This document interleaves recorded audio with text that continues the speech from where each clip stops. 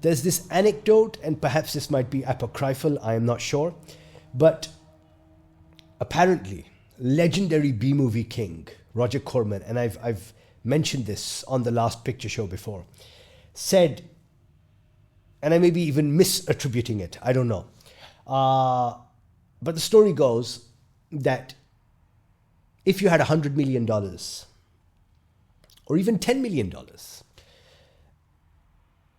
why spend all of that on a single film when perhaps you could take 10 aspiring filmmakers, give them $1 million each, and see what happens? Out of those 10 or even 100 potential movies, you could have a diamond in the rough. You could have a potential gem on your hands. I think that is a very, very good philosophy considering the obscene amounts of money that Hollywood is throwing at films. On the Last Picture Show, I had reviewed the god-awful Jurassic World Rebirth, or one of those ones, I don't know. I think they have a title generator or something, and it often includes a word that has re in the prefix. Rebirth, revolution, something, I don't know, whatever. And I think the $150 million budget that it had was most definitely a waste. It was money, for critics of course, it was money literally down the toilet. The studio of course has made its money back tenfold because there are still suckers out there who believe that they need their dinosaur fix every couple of years. To them I will say, if you're so desperate to see prehistoric tyrannical lizards chomping on human beings, then why not take Primitive War for a spin? This is a movie that has B-movie written all over it. It's apparently based on a book of the same name, and the premise is, it's I think 1969 or maybe sometime in the 60s during this Vietnam War, and a crack team, force recon of US soldiers are sent into this valley, and apparently Russians are up to no good there. And they soon discover that the valley has been infested by all manner of dinosaurs, and they must now fight to survive, and of course stop those no-good Russians from threatening or endangering the world. So on paper, yeah, I mean, sort of like you can tell just how ridiculous this movie is and can be. But where I will give the director, Luke Spark, who apparently wrote, directed, produced, did the costume design, did the production design, even did, I think, the score. Where I'm going to give this man credit, because I'm very, very keen on always learning the budget of a movie. I couldn't find the information on Wikipedia, so I then turned to IMDb, and apparently it's like sort of a ballpark figure for this movie was $10 million. I say it's a $10 million well spent. Yes, you're not going to expect high art from a movie like this, right? Sure. The director, doubling as scriptwriter as well, perhaps takes the source material far too seriously, and instead of getting the kind of sort of hijinks that we'd expect, we get sort of like, poorly acted scenes of sort of soldierly camaraderie, poorly acted scenes of sort of those old school tough guy type of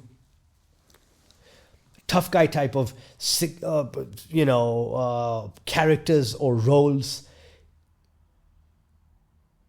But warts and all, the movie is still infinitely better than Jurassic World Rebirth. You may say, Raheem, simply based off of the budget, you cannot recommend a movie. And I'm saying, yeah, sure, of course. Just because the movie appeals to me on some sort of like, penny pinching way, I, as a self-styled film critic, cannot be recommending this movie to anyone. But just watch the movie. Watch this movie and see how, with this tried and tested formula of man versus nature, man versus beast, man versus dinosaur, of having seen Jurassic Park movies for like almost 35 years now, this is something that offers something slightly different.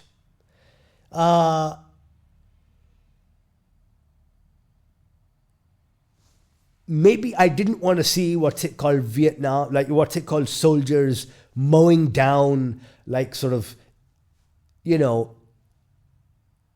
innocent dinosaurs because, hey, I mean, everyone's got to eat. But there's some really good scenes in this movie. I'll definitely give the director that, despite the, sort of cliche Fortunate Son playing in the background, or any number of Vietnam era sort of rock tunes. But considering that this guy did his own special effects, honestly, the special effects are really good in this movie. I mean, if you're working on a budget of $10 million, you've made dinosaurs that are honestly superior to those in Jurassic World. I mean, a lot of them are actually accurate, scientifically accurate, if, the whole feather type stuff is to be believed. There's some pretty gnarly scenes. They don't shy away from the gore. They don't shy away from the fact that it can get very bloody. I mean, you are dealing with velociraptors that have sort of 9-inch, claws. So those are, commendable. The last scene, even though somewhat ridiculous, where you have, I'm not going to spoil it for you, but there's a couple of scenes in that which I thought were pretty decent.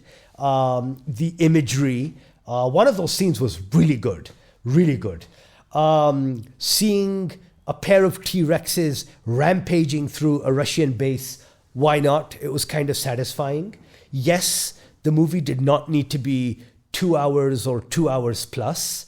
The director, I think he's maybe a first time or second time director, needs to learn a thing or two when it comes to writing. As I said, I think that the film could have taken itself a lot less seriously. It could have leaned into the farce that the plot is, but no worries, no problem. And all in all, if the purpose of this movie was to generate chatter, was to generate hype, simply based off of maybe its premise, or the fact that it was the little movie that could be, or the little movie that could, then it has definitely done that. Because Slash Film, any number of, I think even IndieWire, all of them have actually covered the movie. And you wouldn't ordinarily see sort of I was going to call them publications, but you wouldn't ordinarily see sites like that, film review sites, even mentioning movies like this, because they're far beneath the radar. So good on Luke Spark, and I sort of wish him the very best. And I hope that more comes of him. And the fact that he does, show Hollywood what's what. I'm looking forward to what else this guy can do. So cinema, stream it or skip it. I don't know if this is even playing, well, not in local cinemas, but maybe sort of internationally. It is playing somewhere, so I can't really say much about that. I would have actually recommended watching this movie in the cinema, because the thing is that it's the kind of B movie that I think is best enjoyed when you are sort of in the big screen and people are just just there, you're sort of maybe with your friends and stuff and enjoying it. But if nothing else, stream it. Why not? I mean, if